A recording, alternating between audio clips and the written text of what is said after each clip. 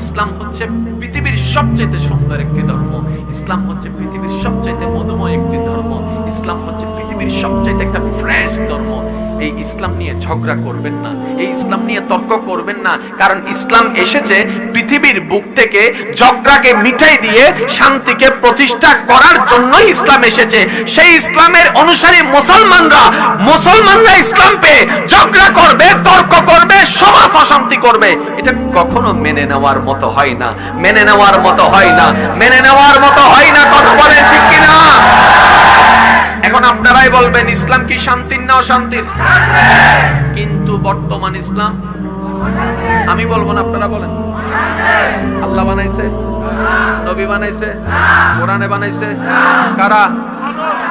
আমরা কোন না, কারা? আরো জোরে কোন, কারা? দোষ আমাদের, কলঙ্ক হচ্ছে আমাদের ধর্ম, দোষ আমাদের, মানুষ প্রশ্ন তুলছে আমাদের আল্লাহ নিয়ে, দোষ আমাদের, মানুষ প্রশ্ন তুলছে আমাদের কোরআন নিয়ে। দলের পার্থক্য থাকতে পারে, মতের পার্থক্য থাকতে পারে, চিন্তার পার্থক্য থাকতে পারে, আরে এক মায়ের পেট থেকে বের হওয়া দুই ভাইয়ের দুই চিন্তা, দুই মত।